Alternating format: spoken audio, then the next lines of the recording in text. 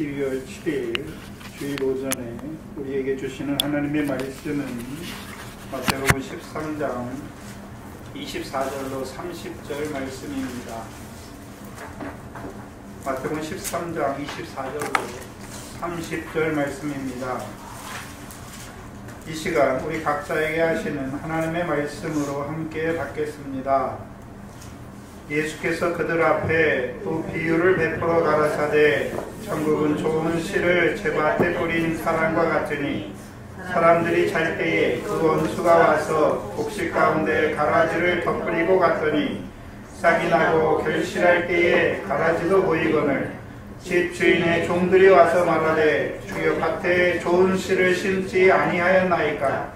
그러면 가라지가 어디서 생겼나이까? 주인이 가로되 원수가 이렇게 하였구나. 종들이 말하되 그러면 우리가 가서 이것을 뽑기를 원하시나이까?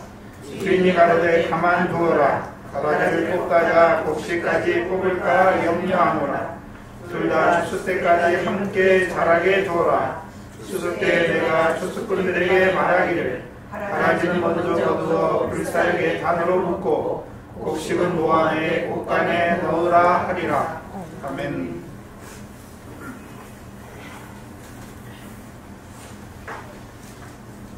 하나님의 말씀은 하나님이 누구이신지 어떠한 분이신지를 나타내 주십니다. 그것이 먼저고, 또한 하나님의 말씀은 그 말씀을 통해서 하나님만 나타내 주시는 것이 아니라 그 하나님의 말씀을 받는 그 백성들이 또한 어떠한 자이며 또한 어떠한 자로 살아가야 하는지를 나타내 주시는 것입니다. 그래서 하나님의 말씀은 먼저 하나님이 누구인지, 또한요 그 하나님의 말씀을 받는 우리가 누구인지, 또한 우리가 어떤 자인지를 보여주시는 것입니다. 바로 말하면 우리의 정체성이죠. 그래서 지금 마태복음을 통해서 우리에게 마태복음을 허락해 주셨잖아요. 그럼 마태복음을 통해서 우리가 누구인지, 또한 우리가 어떠한 자로 살아가야 되는지를 보여주시는 것입니다. 그래서 한마디로 하면 마태복음을 통해서 우리가 그리스도인인데, 그럼 그리스도인은 마태복음을 통해서 어떠한 자이며 또한 어떠한 자로 살아가야 하는지를 지금 우리에게 말씀하시는 것입니다. 마태복음이 단순히 예수님께서 이 땅에 오셨고 또 이 땅에 사는 날 동안에 말씀하시고 또 죽으시고 부활하신 것만 말씀하는 것이 아니라 그 예수님의 나심과 사심과 죽으심과 부활이 우리에게 어떠한 의미가 있는가, 그것으로 말미암아 내가 어떤 자가 됐는가, 또한요 그 나심과 사심과 죽으심과 부활하심을 믿게 된 자들이 그럼 이 땅에서 그러면 어떠한 자로 우리가 살아가야 하는가, 그것을 말씀해 주시는 것입니다. 한마디로 하면 그리스도인이 누구인가, 그럼 그리스도인은 이 세상에서 어떠한 자로 살아가야 하는가, 그것을 말씀해 주시는 것입니다. 누구를 통해서요? 마태를 통해 주신 말씀을 통해서. 누가 그리스도인입니까? 예수 믿는다고 다 그리스도인인 것이 아닙니다.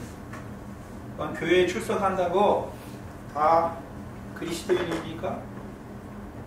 아닙니다. 지금까지 우리에게 마태복음을 통해서 13장까지 우리에게 주셨습니다.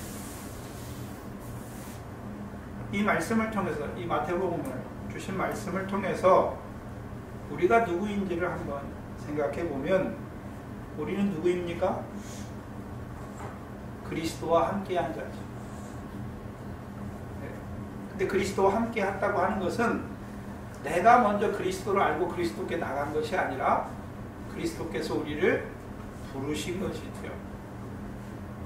그래서 갈라디아서 1장에서는요, 그의 은혜로 부르심을 받았다 하고 말씀하는 것입니다. 그래서 먼저는 그리스도인이 누구입니까? 그리스도와 함께한 자가 그리스도인입니다.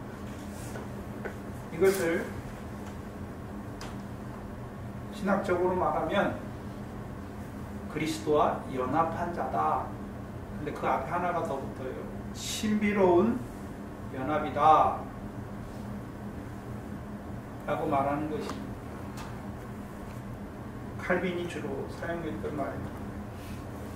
그렇다면 마태를 통하여 지금까지 보여주신 그리스도와의 신비한 그 연합이 그 실제적으로 저와 여러분에게, 우리에게 의미하는 바가 무엇입니까? 우리가 그리스도를 만났으면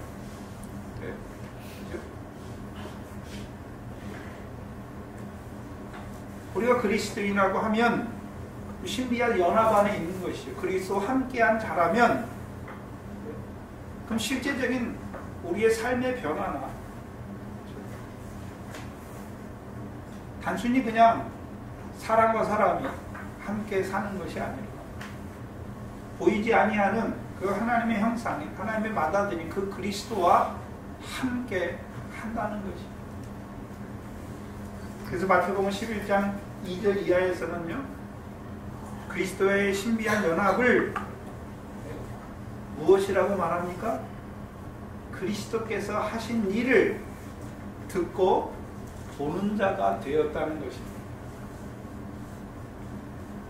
그리스도인이라는 말은 그리스도께서 행하시는 그 일을 보는 자가 아니라 먼저 듣고 그 다음에요 보는 자가 되었다는 것입니다. 그러면 우리가 마태복음 11장과 12장을 통해서 그리스도께서 어떤 일을 하셨습니까?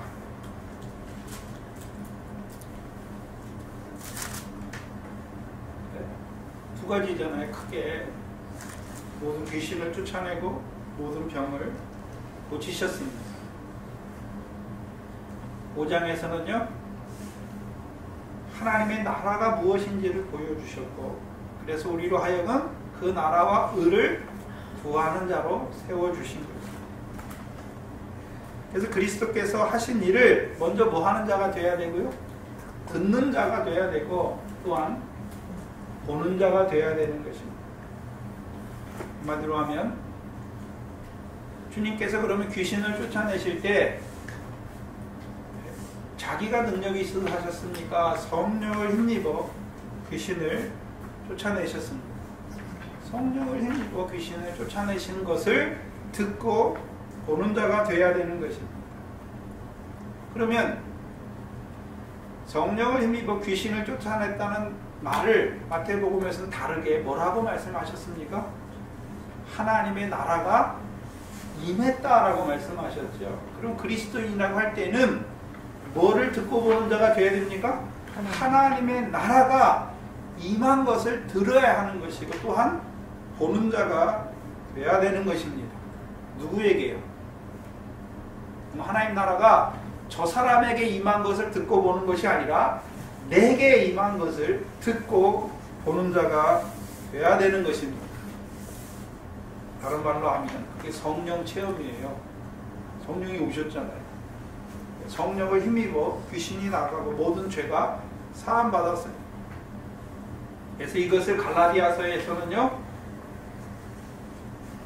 성령을 따라 난 자가 되었다라고 말씀하는 것입니다. 이것을 사도행전의 말로 말하면 아버지께서 약속하신 성령을 사도행전에서 기다리라고 말씀했지만, 기다리기만 했습니까? 사도행전에 그 성령이 오셔서 그들이 약속하신 성령을 받았습니까? 그럼 그리스도와 함께 한다는 의미는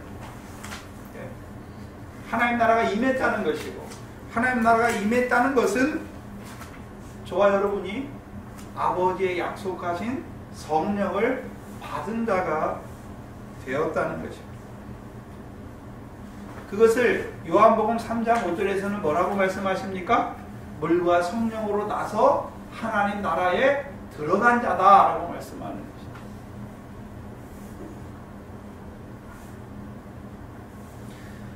마태복음 13장 12절에서는 있는 자다, 다른 말로 하면 가진 자가 되었다는 것입니다. 그래서 마태복음 5장 3절에 심령이 가난한 자는 복이 있나니 천국이 너희 것이다. 그러면 천국을 소유한 자가 되었다는 것입니다. 천국이 우리 것이라는 것이죠. 있다, 있는 자, 뭐가 있단 말입니까? 천국을 소유한 자가 되었다는 것입니다. 예를 들어서 저와 여러분이 한국이란 나라에 살지요. 그렇죠? 그럼 한국은 누구의 나라입니까? 일본 사람들의 나라가 아니라 우리 한국 사람이라면 우리의 나라지요. 하나님 나라도 이와 같습니다. 그래서 하나님 나라에 들어갔다라고 하는 것은 하나님 나라의 백성이 되었다는 것이고, 그것을 다른 말로 하나님의 나라를 소유한 자가 되었다라는 것입니다. 이것을 베드로전서에서는 다르게 말하는 거예요. 성경에서 베드로전서에서 뭐라 그럽니까? 예수 그리스도의 부활하심으로 말미암아 거듭나서 무엇을 가진 자가 되었습니까? 산 소망을 가진 자가 되었다는 것입니다. 이걸 히브리서로 바꿔 말하면 본향을 바라보는 나그네 믿음을 가졌다는 것이죠.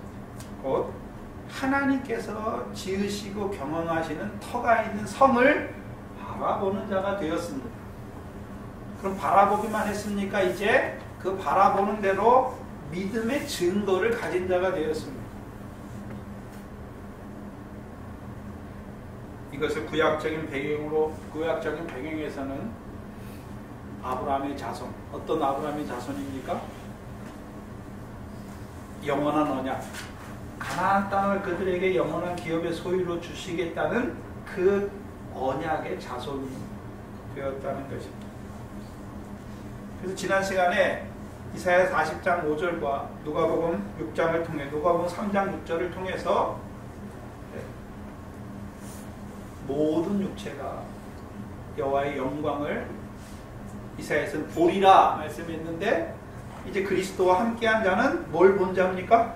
여호와의 영광을 본 자지요.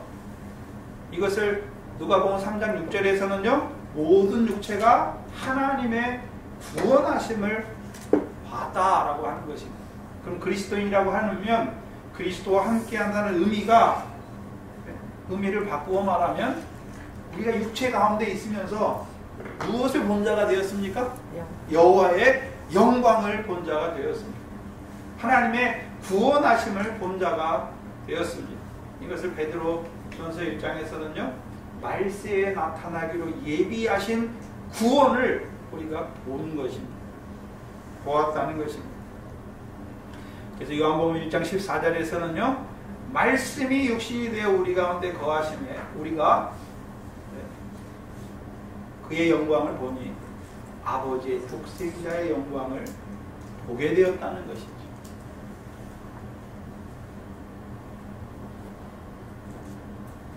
말씀이 육신이 되어 우리 가운데 오셨으니까 그 말씀은 들어야 하는 것이죠. 그 말씀을 들어야 뭐가 보입니까? 아버지의 독생자의 영광이 보이는 것입니다. 그래서 듣고 보았다라고 하는 것입니다.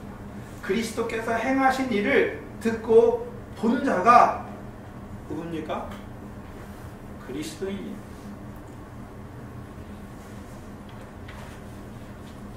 그것을 고린도후서 4장에서는요, 예수 그리스도의 얼굴에 있는 하나님의 영광을 아는 빛을 보았다라고 하는 것입니다. 그리스도인이라고 하는 것은 단순히 교회 다니는 사람, 예수 믿는 사람이 그리스도인이 아니라 예수 그리스도의 얼굴에 있는 하나님의 영광을 본 자가 되었다는 것입니다. 이게 얼마나 놀랍습니까?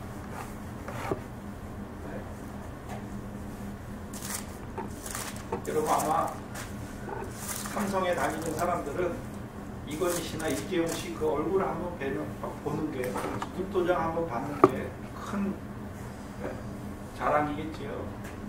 대통령 한번 만나는 게 얼마나 큰 자랑이겠습니까? 왜요? 세상에 그 권세를 가졌습니다. 세상에 그 영광을 영화를 가졌습니다. 근데 이 천하의 것과는 비교할 수 없는 그 하나님의 영광을 본 자예요. 우리가. 그러면 하나님의 영광을 아는 빛을 보았다라는 그 의미가 무엇입니까? 마태복음에서는요, 하늘에 계신 하나님 아버지의 뜻이 무엇인지를 알았다는 것이. 그래서 마태복음 9조에서 하늘에 계신 하나님의 뜻이 무엇입니까? 하늘의 큰 상을 얻는 자로 기뻐하고 즐거워하게 하시는 거죠. 이 세상에 무엇을 얻는 자로 기뻐하고 즐거워하게 하는 것이 아니라 하늘의 큰 상을 바라보는 자로 기뻐하고 즐거워하는 자가 되게 하시는 것입니다. 그게 그리스도인입니다. 그럼 저와 여러분이 그리스도인이라고 할 때는 내가 잘나서 된 것이 아니라 그리스도께서 내게 행하신 것을 듣고 본 자가 되는 것입니다. 이제 그리스도의 행하신 일로 우리를 불러주시니까 우리가 하나님 나라에 들어간 것입니다. 성령을 따라 난 것입니다. 하나님 나라 백성이 된 것입니다. 하나님 나라를 소유한 자가 된 것입니다. 이제는요, 이 세상의 그 무엇을 바라보고 기뻐하고 즐거워하는 것이 아니라 하늘에 있는 것을 바라보고 기뻐하고 즐거워하는 자가 되었다는 것입니다.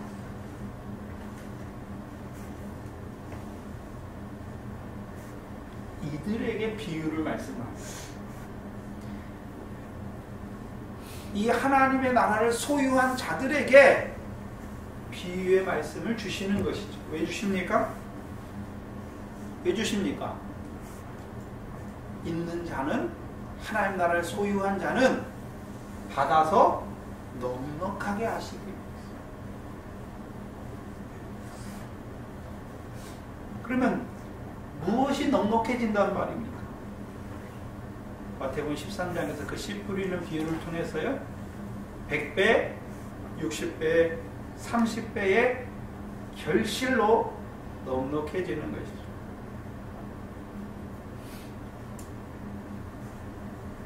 그래서 비유는 그리스도인에게, 하나님 나라에 들어간 자들에게 열려지는 것입니다. 그래서 비유를 마가복음에서는요, 하나님 나라의 비밀이다 라고 말하는 것입니다. 하나님 나라에 들어가지도 못했는데 하나님 나라의 비밀을 어떻게 알 수가 있습니까? 하나님 나라에 들어간 자들에게 하나님 나라의 비밀이 허락된 것이죠. 곧 결실입니다. 그럼 결실을 다른 말로 하면 무엇입니까? 하늘에 계신 내 아버지의 뜻을 보았다. 그게 그리스도인이라면, 그럼 그리스도인으로 산다는 의미는요, 하늘에 계신 아버지의 뜻을 보는 자가 아니라 이제 보기만 하는 자가 아니라 이제 행하는 자로 살아가게 하시는 것입니다. 곧 하나님 나라의 일꾼입니다. 뭐라고요? 하나님 나라의 일꾼입니다. 그럼 일꾼이면 뭐 해야 됩니까? 일해요.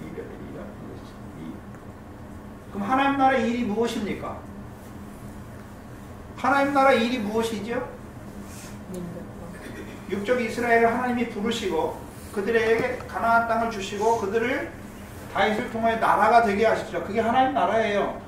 그럼 하나님 나라의 일, 그럼 그 하나님 나라의 백성이 하는 무슨 일을 행해야 됩니까? 아브라함의 자손이니까 하나님의 율법을 따라서 명령을 청종하여 의와 공도를 행하는 것이 그게 하나님 나라의 일입니다. 그래서 그 일을 하는 거예요. 그 율법을 지켜 행하는 것을 의와 공도를 행한다라고 하는 것입니다. 율법의 강령이 뭡니까? 율법을 한마디로 하면 무엇입니까? 하나님 사랑, 이웃 사랑입니다.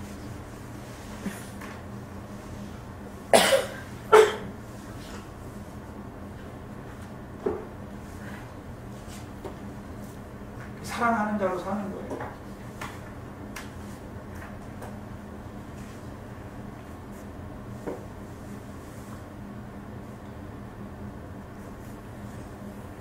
그것을 그리스도와 함께 모으는 자다라고 말하는 것입니다.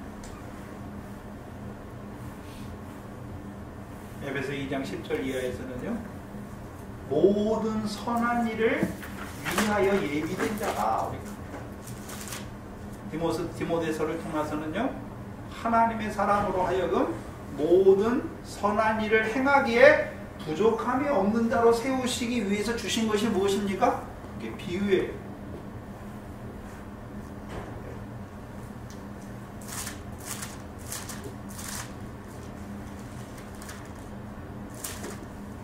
풀어서 말하면 그리스도와 함께한 자들, 곧 하나님 나라의 백성에게 나타내 주시는 것이 비유인데, 비유는 창세로부터 감추인 것을 드러내 주시는 것입니다. 그래서 하나님의 그리스도인으로 하여금, 하나님 나라의 백성으로 하여금 창세로부터 감추인 것을 드러내 주셔서 그들로 창세로부터 예비된 그 하나님의 나라를 상속하는 자로 세우시기 위해서 주시는 것이 비유입니다. 그래서 그것을 우리가 잘 아는 갈라디아 3장 29절에 그리스도에게 속한 자면 아브라함의 자손이요 약속대로 유업을 상속할 자다라고 말하는 것입니다.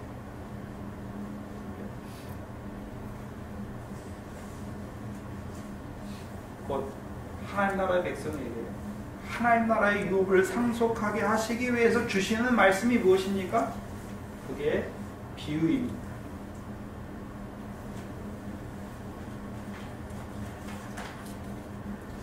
마가복음 4장 13절입니다.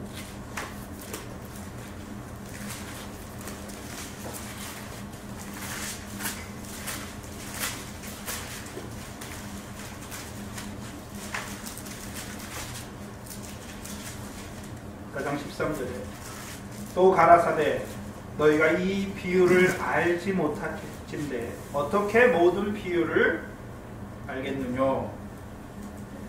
그러면 뭐가 첫 번째란 말입니까? 씨 뿌리는 비유. 그렇죠? 그것을 알지 못하면 다른 비유들은 알 수 있습니까? 없습니까? 없어요.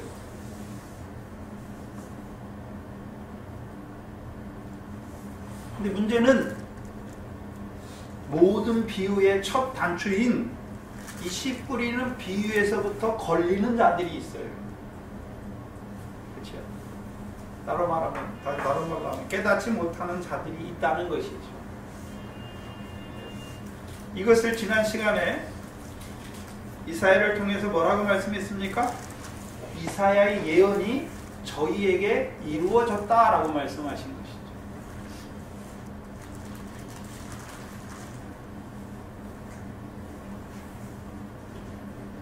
그럼 저희가 누굽니까? 그래서 예수님께서 이 비유를 통해서 저희와 너희를 가르시죠. 예수님이 가르실 때는 그 산상수훈의 말씀을 통해서도 그 말씀을 받는 너희와 우리, 저희가 갈라지고 이 비유를 통해서도요 너희와 저희가 갈라지는 것입니다. 그래서 산상수훈까지는 왔어요. 그런데요 비유를 깨닫지 못하면요 저희가 되는 거죠. 그럼 저희가 누굽니까? 이사야의 예언이 이루어진 저희는 먼저 누굽니까? 육적 이스라엘입니다. 그러면 육적 이스라엘은 어떻게 저희의 자리에 들어가게 되었습니까? 로마서 9장을 보면 육적 이스라엘은 먼저 양자됐습니다. 먼저 약속들을 받은 자들이죠. 예배도 저희에게 주신 것이고 율법을 세우신 것도 저희에게 하신 것이고, 그렇죠? 제사도 저희에게 주셨고 조상들도 저희 것이고 그리스도도 육신으로 말하면 저희에게서 나게 하셨는데 근데 어떻게 그 육적 이스라엘이 그 비유를 깨닫지 못하는 자들이 되었습니까? 다른 말로 하면 하나님 나라를 상속하지 못하는 자들이 되었습니다. 육적 이스라엘은 먼저 하나님의 백성으로 부르심을 받은 선민입니다. 그래서 하나님께서 그 선민으로 부르신 그 하나님의 백성을 아끼셨죠. 또 그들이 거하는 곳을 아끼셨습니다. 그럼 하나님께서 그들을 아끼셨다, 다시 말하면 사랑하셨다는 것인데 증거가 무엇입니까? 종들을 부지런히 보내신 거죠. 그렇죠? 이사야와 같은 주의 사자들을 부지런히 보내서 말씀을 외치게 하셨죠. 그렇죠? 말씀을 외치게 하셨죠. 그 왜 무슨 말씀을 외치게 하셨나요? 여호와의 명령을 청종하라. 그래서 구약은 한마디로 하면요, 하나님의 백성으로 보내시고 율법, 여호와의 명령을 주셨죠. 그렇죠? 그러면 그 여호와의 명령을 받은 자들이 가나안 땅에 가서 어떻게 살아야 됩니까? 여호와의 명령대로 살아야 돼요. 근데 그 백성들이 그렇게 살지 않잖아요. 그러니까 하나님께서 그래 너희 못 살아? 그럼 버리는 것이 아니라 그들을 못 삶에도 불구하고 그들을 계속 사랑하시기 때문에 그들 선지자들을 보내셔서 그들로 하여금 여호와의 명령을 청종하는 자로 세우시고자 하시는 것입니다. 근데 그들은 오히려 여호와를 거역하고 여호와의 사자를 버리고 비웃고 그 말씀을 멸시하였습니다. 하나님께서 이사와 같은 그 선지자들을 그 백성에게, 육적 이스라엘이 그 백성에게 보내신 것은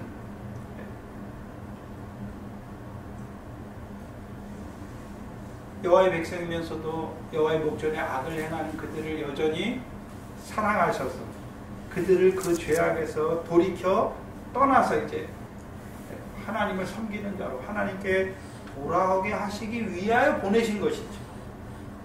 결코 그 하나님의 백성의 마음을 둔하게 하거나 그들의 귀를 막게 하고 그들의 눈을 감기게 하기 위해서 이사야 선지자를 보낸 게 아닙니다.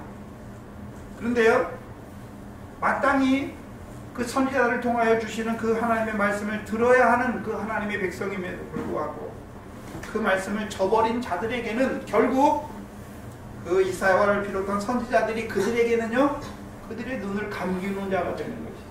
그들의 귀를 막는 자가 돼버린 것입니다. 그래서 이사야에서는 이사야를 보내면서 너는 그들에게 말해라. 그래서 그 말을 말해가지고 그들의 눈을 감기게 하고 그들의 눈을 마음을 어둡게 하고 둔하게 하고 그들의 귀를 막히게 해라 라고 말씀했는데, 그럼 하나님이 선지자 왜 보냅니까? 막으려고 보내는 것이 아니라 돌이키게 하시기 위해서 보냈는데 그마저도 듣지 아니하니까 결국은 이사야가 그들에게 어떤 자가 됩니까?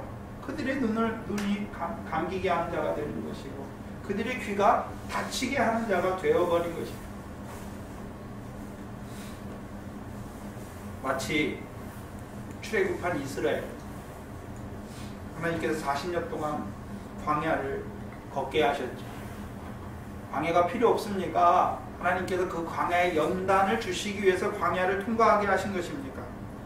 그럼 광야를 통과하게 하신 하나님의 뜻이 무엇입니까? 광야에서 그들을 멸망하게 하기 위해서 광야로 이끄신 것입니까?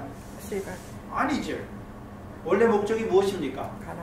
그 광야의 40년의 연단을 통하여 사람이 이제 그 하나님의 백성이 떡으로만, 애굽 사람들처럼 육신의 그 떡으로만 사는 것이 아니라 이제 여호와의 입에서 나오는 말씀으로 사는 자로 세우시기 위해서, 그래서 마침내 가나안 땅을 기업의 소유로 얻는 그 복을 주시기 위해서 광야 연단을 하신 것이죠.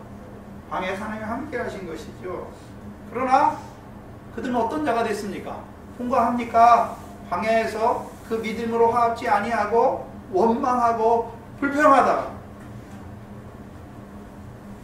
그 가운데서 하나님을 시험하다가 광야 가운데서 멸망하였습니다. 광야에 멸망한 이스라엘과 마찬가지로 가나안 땅에 들어간 자들에게도 하나님께서 그 선지자들을 보내신 것은 그들을 망하게 하시기 위해서 보내신 것이 아니라 그들로 하여금 그 악에서 돌이켜서 이제는 여호와의 명령을 청종하는 자로 세워서 청종할 때에 여호와의 명령을 청종할 때에 이른 비와 늦은 비를 주시고 이른 비와 늦은 비를 통해서 결실과 열매 맺는 자로 세우시고 그걸 배불리게 먹게 하셔서 옥토를 주신 그 하나님을 찬송하는 자로 가나안 땅을 영원한 기업의 소유로 얻게 하시기 위해서 보내셨죠, 선지자를. 근데 그들이 그것을 싫어합니다. 그리고요, 자기들의 귀에 좋게 말하는 거짓 선지자들의 말을 듣습니다. 결국에는요, 가나안 땅에서 멸망하는 자들이 되었습니다. 그래서 하나님의 백성은 무엇을 듣는가가 중요해요. 무엇을 듣는가가. 무엇을 보는가가 중요해요. 무엇을 듣고 있습니까? 무엇을 보고 있습니까? 그래서 너희 귀는 들음으로 너희 눈은 봄으로 보기보다 먼저 들어야지요. 하나님의 말씀을 들어야지요. 아무한테나 가면 하나님의 말씀이 있습니까? 하나님이 보내신 사람에게 가야지. 그럼 듣기만 하면 됩니까? 이제 그 말씀을 듣는 대로 하나님께서 이루시는 것을 보는 자가 되어야 됩니까? 이루시는 것을 보는 자가 되어야 돼요. 만약에 육적 이스라엘이 그들에게 보내신 선지자를 통하여 주신 하나님의 말씀을 받았다면 어떤 자가 되었겠습니까? 그러면 하나님의 종들, 구약에 있는 그 선지자들이 예언한 것이 무엇입니까? 베드로전서 1장을 보시면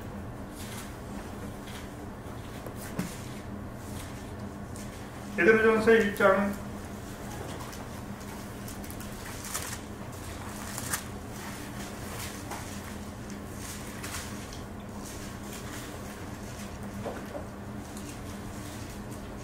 10절 이하에 보시면 이 구원에 대하여는 너희에게 임할 은혜를 예언하던 선지자들이 연구하고 부지런히 살펴서 자기들 속에 계신 그리스도의 영이 그 받으실 고난과 후에 얻으실 영광을 미리 증거하여 어느 시 어떠한 때를 지시하시는지 상고한지라. 선지자들이 예언한 게 무엇입니까? 그리스도께서 오실 뿐만 아니라 그리스도의 영이 고난 받으시고 그 다음에요 후에 얻으실 그 영광을 말씀하신 것이죠. 근데 저와 여러분은요, 그리스도의 영입니까? 실제로 육신으로 오셔서 죽으시고 부활하신 그것을 듣는 자가 되어야 되는 것입니다. 만약에 그 육적 이스라엘이 선지자들 통하여 주신 예언하신 그 말씀을 들었다면 다윗의 자손으로 오실 예수 그리스도를 기다렸을 것입니다. 또한요, 기다리는 그들에게 하나님께서 그리스도를 보내셨으니까 그리스도를 영접하는 자가 되었겠죠. 영접하였으면 그리스도께서 주시는 이 천국 비밀의 말씀을 깨달았을 것이고, 깨달았으면 그들도 받아서 넉넉하게 되었을 것입니다. 그런데요, 선지자를 통하여 주시는 말씀을 저버리니까 그 선지자들로 예언하게 하신 그리스도가 왔을 때도 알아보지 못하는 것입니다.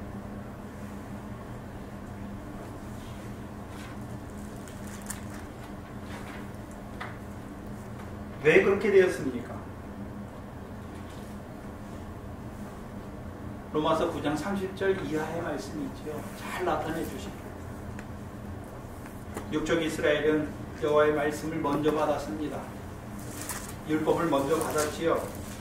율법의 내용이 무엇입니까? 하나님 사랑, 이웃 사랑입니다.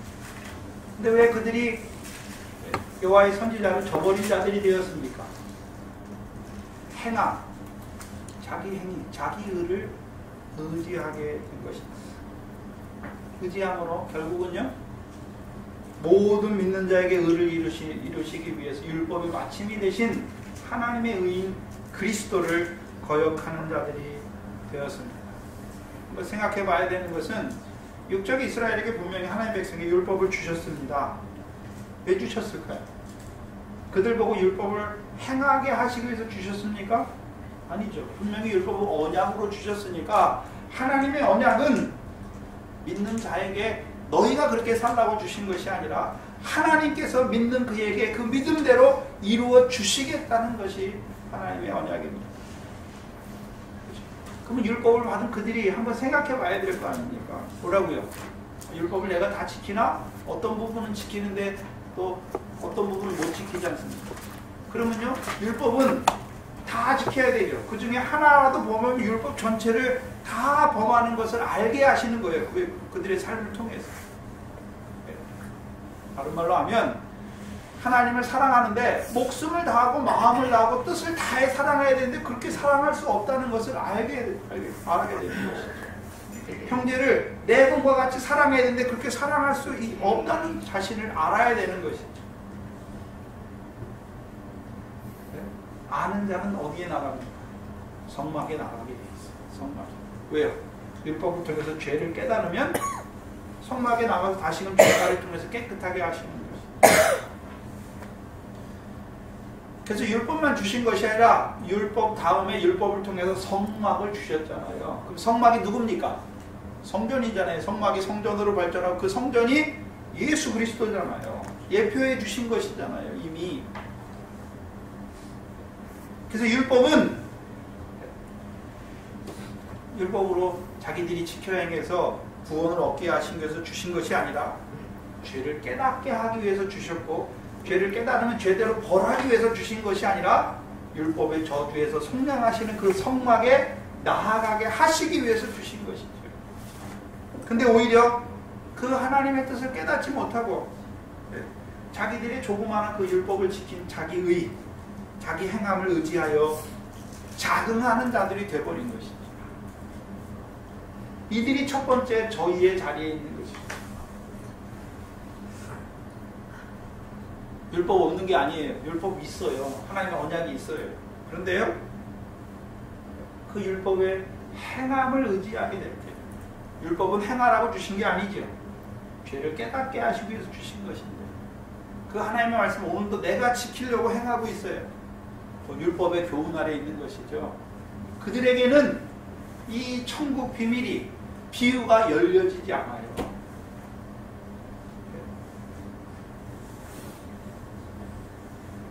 허락되지 아니합니다. 마태복음 13장 14절을 보시면 이사야의 예언이 저희에게 이루었으니 일러스되 너희가 듣기는 들어도 깨닫지 못할 것이요 보기는 보아도 알지 못하리라. 이 말씀을 잘 보셔야 되는데 안 믿는 사람에게, 안 믿는 세상 사람들에게 주신 말씀이 아니에요. 듣기는 듣잖아요. 보기는 보잖아요. 근데 안 믿는 사람은 흑암 아래 있기 때문에 뭐가 뭔지 몰라요. 근데 하나님의 백성은 율법 주셨으니까 듣잖아요. 근데 문제는 어떻게 듣습니까? 육신을 위한 말씀으로 듣는 거예요. 신령한 식물과 신령한 음료로 받아먹지 못하고 육신을 위한 양식으로만 듣는 거죠.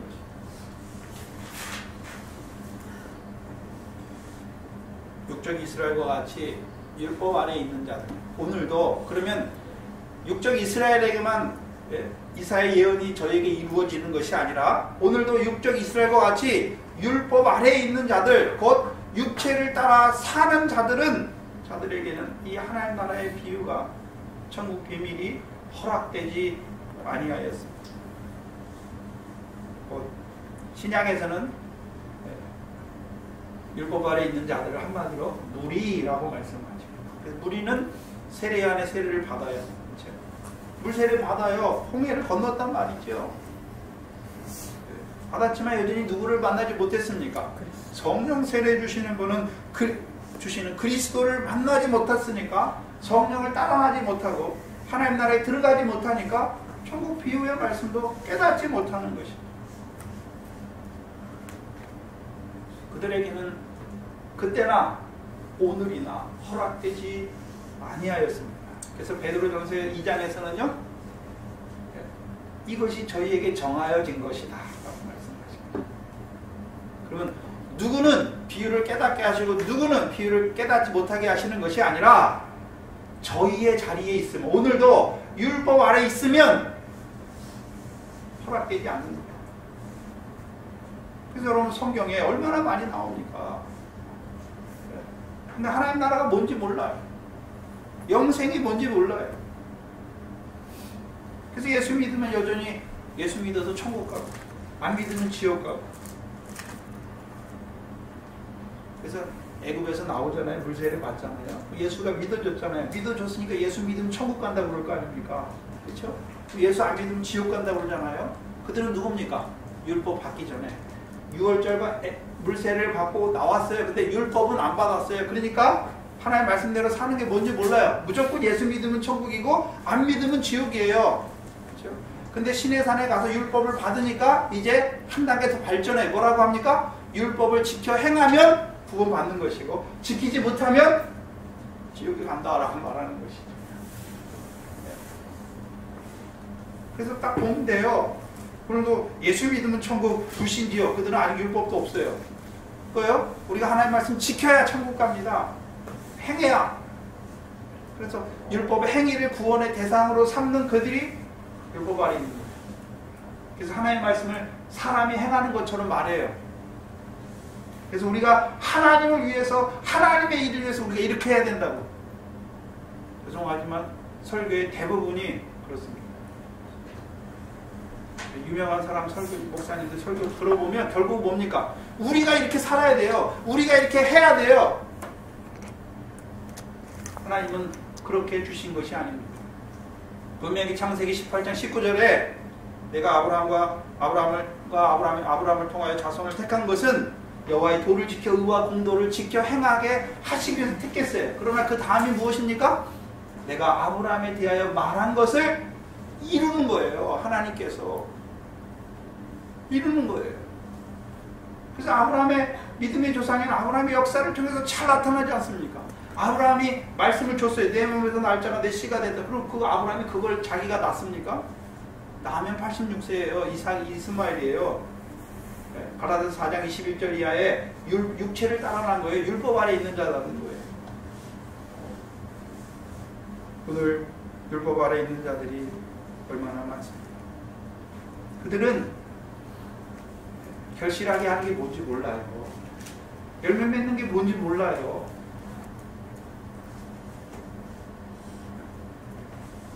예수님 때와 같이 오늘도 너희의 자리에 선 자들은 얼마 되지 못하고 저희의 자리에 선 자들이 너무나 많은 때입니다. 근데요, 항상 그랬어요. 교회 역사가 항상 그랬어요. 광야까지 나온 자들은 많아요. 근데 가나안 땅에 들어가는 자는 적어요. 그럼 가나안 땅에서도요, 여호와의 명령을 청종하는 자는 적어요. 늘 이스라엘 역사를 보면, 육적 이스라엘 역사를 보면 그들이 평안한 때는 다윗이나 솔로몬 때 그 몇십 년, 그 다음은요 다 왕들이 온전치 못하니까 솔로몬도 온전치 못하잖아요.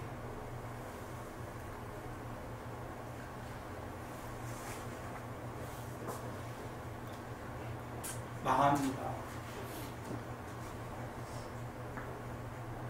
오늘 비유는 일명 가라지 비유입니다. 부르기 쉽게 해서 그냥 가라지 비유인데 더 좋은 말이 있었으면 좋겠네요. 근데 왜? 잘 생각해 보세요. 이 비유는 순서가 있어요. 그렇죠? 분명히 이 씨 뿌리는 비유를 알지 못하면 다른 비유를 어떻게 알겠느냐 말씀하셨으니까 씨 뿌리는 비유를 깨달은 다음에 깨닫는 자에게 이 가라지 비유를 주시는 것이죠. 그래서 전후가 딱 돼 있어요. 근데 이 비유의 구조를 보면 딱딱 비유가 그냥 아무렇게나 온 것이 아니라 탁탁 온 거예요. 순서가 있어요. 그럼 왜 씨 뿌리는 비유, 결실하게 하시는 그 비유 다음에 이 가라지 비유를 말씀해 주시는 것입니다. 다른 말로 하면 씨 뿌리는 비유를 알지 못하면, 깨닫지 못하면 이 가라지 비유는 그들에게 주십니까? 여전히 닫혀 있습니까? 닫혀 있어요. 닫혀 있어요.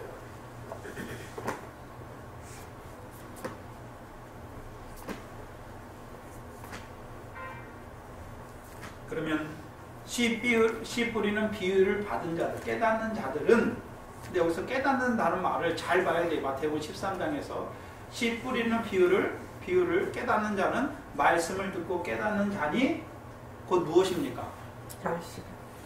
그냥 생각으로 이해의 수준으로만 깨달은 것입니까? 100배, 60배, 30배 결실하는 자를 말하는 것입니다. 그래서 성경에 깨닫는다고 하는 것은 마음으로만 깨닫는 것을 말하는 것이 아니라 행함으로 이루어지는 믿음의 증거가 있는 것을 말하는 것이죠. 그들에게 주시는 거예요. 그들에게. 그 씨 뿌리는 비유를 깨닫는 자들은 곧 결실하는 자들, 다른 말로 하면 옥토가 된 자들에게 주시는 말씀이 무엇입니까? 이 가라지 비유입니다. 곧 결실하는 자들에게 가라지 비유를 주시는 것입니다. 그러면 우리가 결실을 한번 생각해 봐야 되는데,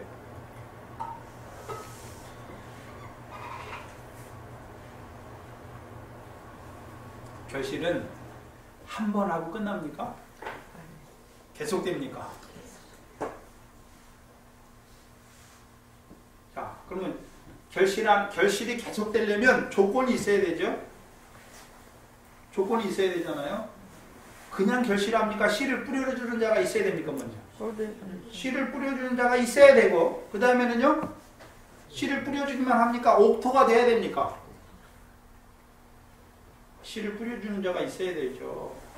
그 다음에 하나님의 말씀, 천국 말씀을 베푸는 자가 있어야 돼요. 그 다음에는요? 그럼 베풀어주면 다 결실이 됩니까? 듣고 깨닫는 옥토가 돼야 결실하는 거죠. 100배, 60배, 30배 결실하는 것입니다. 그러면요, 먼저 천국의 비밀을 베푸는 종이 있어야 되죠. 그 다음에요, 그것을 받을 때 다 결실하는 것이 아니라 듣고 깨닫는 자, 그렇죠? 하나님의 말씀으로 착하고 좋은 마음으로 듣고 인내로 지키어 결실하는 자가 될 때에 계속되는 거예요. 그거는 한 번 하고 끝나는 것이 아니라 계속되는 것입니다.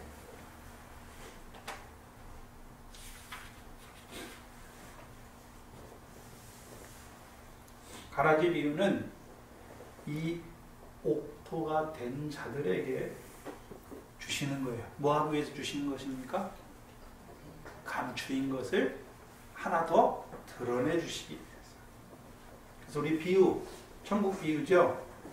감추인 것을 드러내 주시는 거잖아요.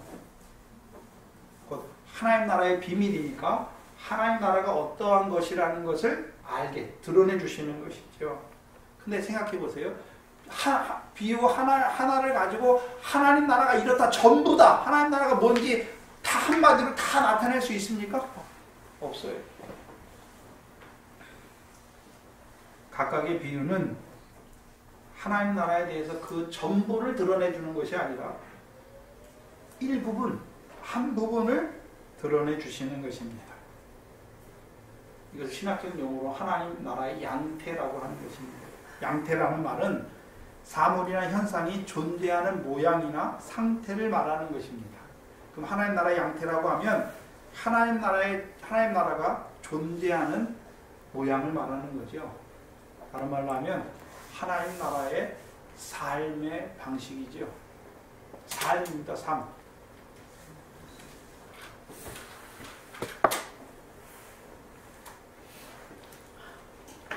무슨 말이냐면, 예를 들어서 우리가 대한민국이라는 나라에 살잖아요. 그럼 대한민국이라는 나라, 양태, 대한민국이 존재하는 모양이나 상태를 나타낼 때 우리가 대한민국을 뭐라고 말합니까?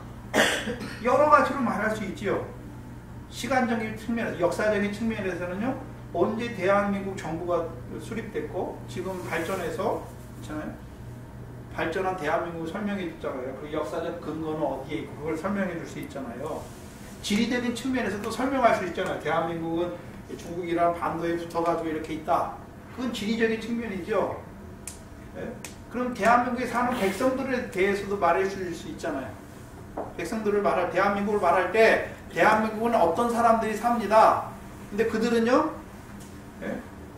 그들은 무엇을 추구하고 사는 사람들인가 그걸 다 나타낼 수 있잖아요.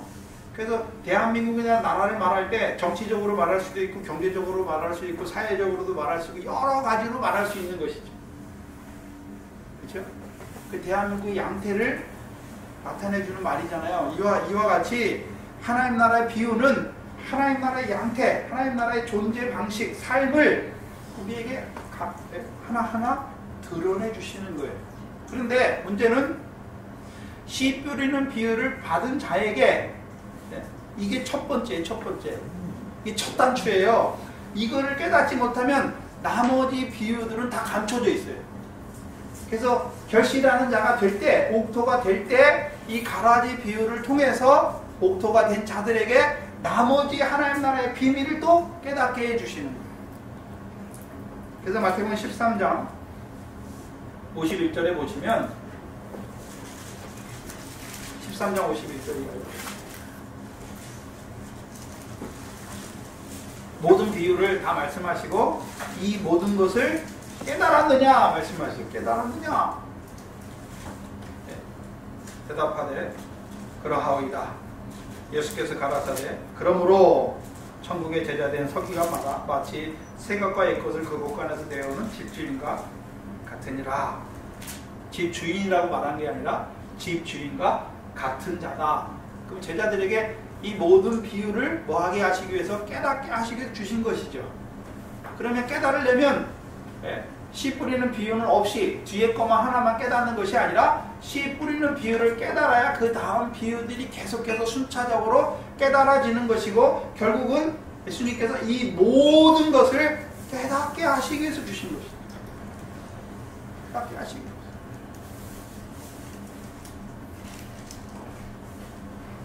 그래서 마태복음 13장 35절을 잘 보시면 비유를 말하고 창세부터 감추인 것입니까? 감추인 것들입니까?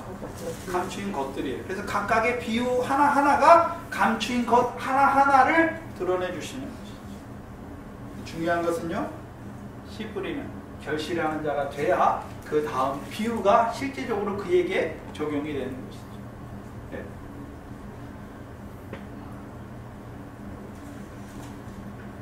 그렇다면 씨 뿌리는 비유와 가라지 비유는 어떤 순서적인 연관성을 가지고 앞뒤를 이루고 앞뒤를 이루게 우리에게 주셨습니까? 그걸 봐야 되는 거죠. 그럼 씨 뿌리는 비유의 목적은 무엇입니까? 하나님 나라를 소유한 자들, 곧 하나님 나라에 들어간 자들에게 옥토가 되게 하셔서 결실하게 하는 것이죠. 그럼 가라지 비유의 목적은 무엇입니까? 결실하는 자들로 하여금 씨 뿌리는 비유, 가라지 비유 마지막을 보시면 43절이죠. 13장 43절에 그때에 언제입니까? 추수 때에 의인들이 되게 하시는 거죠. 그렇죠? 그럼 의인들은 어떠한 자로 세우시는 것입니까? 가라지 비유는 어떠한 자들로 세우시는 것입니까? 결실하는 자들로 하여금 의인으로 세우는 거죠. 근데 여기서 의인은 어떤 의인입니까? 아버지의 나라에서 해와 같이 빛나는 자로 세우시기 위해서 주시는 말씀이죠. 다른 말로 하면 마태복음 25장 31절 이하잖아요. 인자가 자기 영광으로 올 때 양과 염소를 구별하는 것 같이 양은 우편에, 염소는 왼편에 주시잖아요. 그 우편에 있는 자들에게 뭐라 합니까? 창세로부터 예비된 하나님 아버지의 나라를 상속하라 라고 말씀하는 것이죠. 그럼 비유는, 이 가라지 비유는요, 결실하는 자들로 하여금 무슨 역사가 있더라도요?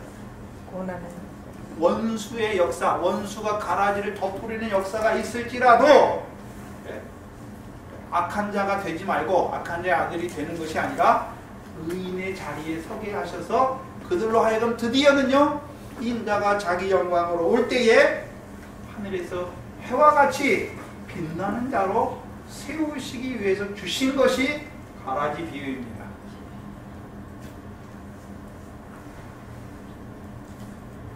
그래서 씨 뿌리는 비유가 하나님 나라에서의 결실의 시작이라면, 그렇죠? 가라지 비유는요, 그 추수 때를 나타내 주십니다. 다른 말로 하면요, 곡식단이 되게 하시는 거예요. 다른 말로 하면요, 창고에 주님의 곳간에 들어가게 하시는 역사를 보여주시는 거죠. 그래서 시작과 끝을 보여줘 버리는 거예요. 하나님 나라를 씨 뿌리는 비유를 통해서 하나님 나라를 상속하게 하는 결실을 맺게 하시잖아요. 그럼 그 결실이 마지막에 결실했으니까 곡식단, 추수 때가 되면 곡식단으로 묶게 하셔서 곡식단이 되면 어디에 들어가게 하십니까? 30절에 마태복음 14장 13장 30절에 단으로 묶고 곡식은 모아 내 곳간에 넣으라. 그러면요, 이 가라지 비유는 우리에게요, 원수의 역사가 있지만 의인으로 계속 결실한 자로 세우셔서 마지막에는요, 곡식단으로 우리를 묶어지게 하시고 곳간에 들어가게 하시는 거죠. 그래서 마태복음 25장에서는요, 하나님 나라를, 창세로부터 예비된 하나님 나라를 이제 온전히 상속하는 자로, 그 마지막에 보면 의인은 영생에 들어가게 하시고, 거기서 말하는 영생은 열매 맺는 것이 아니라 그 열매대로 그 영광에 들어가게 하시는, 그 완성된 하나님의 나라에, 그 영광의 나라에 들어가게 하시는 그 비밀을 우리에게 나타내 주시는 것입니다. 그래서 저와 여러분은 하나님 나라에 들어갔을 뿐만 아니라 이제 하나님 나라가 어떻게 시작되고, 하나님 나라에 들어간 자들로 하여금 상속하게 하시잖아요. 그러면 그 상속의 역사가 어떻게 시작되고, 그 상속이 이제 언제 끝나서 그 상속이 이루어지면 결실 추수 때가 되고 결실하게 하셔서 우리로 하여금 그 영광에 참여하게 하는 그 시작과 끝을 이 씨 뿌리는 비유와 가라지 비유를 통해서 우리에게 하나님 나라의 시작과, 하나님 나라의 시작이 아니라 하나님 나라에 들어간 자들의 상속의 시작, 결실의 시작과 그 끝을, 마지막 때를 우리에게 나타내 주시는 것입니다.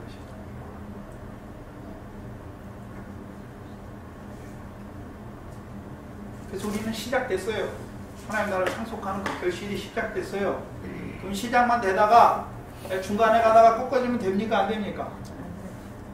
마지막에 추수 때에 그 영광에 들어가는 자가 되게 하시기 위해서 주시는 것입니다. 기도하겠습니다.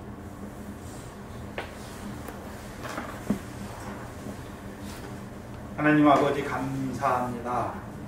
무엇이간데 미련하고 악하고 천한 저희들 그리스도의 복음으로 불러주실 뿐만 아니라 이제 하나님 나라에 들어가게 하셔서 이 천국의 비유의 말씀을 더하여 주셔서 이제 그 하나님 나라를 상속하는 자로 세우실 뿐만 아니라 오늘 이 가라지 비유를 통하여 그 마지막 때를 보여주어서 우리로 하여금 그 부활의 소망을 가진 자로 오늘도 그 믿음 안에서 그 믿음을 저버리지 아니하고 우편에 있는 의인과 같이 살아가는 자로 이 비유의 말씀을 더하여 주셔서 그 소망을 붙잡고 살아가게 하시니 감사합니다. 아버지 하나님, 주께서 이곳에 주의 몸된 교회를 세워주시고 하나님의 백성들 불러주셔서 늘 우리에게 그 하나님 나라를 상속하는 이 진리의 말씀으로 더하여 주셔서 이 영생의 말씀으로 더하여 주셔서 우리의 삶이 그 영광에 합당한 결실과 열매를 맺어가는 데 부족함이 없는 저희들 되게 하여 주시옵소서. 또한 우리의 마지막 때를 바라보게 하셔서 이 땅에서 잠깐 육신의 그 나그네 삶을 잘 달려갈 수 있는 저희들 되게 하여 주시옵소서. 분명히 저희에게 그 악한 자의 역사가 계속해서 일어날 것을 또한 보여주셨사오며 아버지 하나님 저희를 지켜주시고 늘 그 하나님 나라를 상속하며 그 하나님 나라의 일을 이루어가는 그 일꾼으로서 부족함이 없도록 아버지 하나님 성령으로 충만케 하여 주시옵소서. 하나님 앞에 나올 때 하나님께서 우리에게 은혜를 주셨고 또 우리의 육신의 삶을 위하여 우리에게 허락하신 그 물질들 가운데 구별하여 드린 11조 감사 주일헌금 주께서 주신 것으로 드리게 하시는 그 믿음에 감사가 있게 하시니 아버지 하나님 영광 돌립니다. 우리의 삶이 늘 그 은혜 안에서 그 사랑 안에서 이루어지게 하시고 이제 그 사랑이 우리 안에 1만 달란트처럼 탕감받은 그러한 자로 세워주셔서 우리도 우리에게 빚진 그 100달이라는 빚진 자를 사랑하는 저희들 되게 하여 주시옵소서. 또한 우리의 육신의 자녀들을 아버지 하나님 불쌍히 여겨주시고 우리의 고르게 친척들도 아버지 하나님 긍휼히 여겨주시고 아직까지도 그 세례 요한의 세례는 받았지만 그 율법 안에서 그 하나님 나라가 무엇인지 알지 못하고 살아가는 저들도 긍휼히 여겨주셔서 아버지 하나님 우리로 먼저 깨닫게 하셨사오니 우리를 보내주셔서 생육하고 번성케 하여 주시옵소서. 예수님의 이름으로 기도하옵나이다. 아멘. 전송가 235장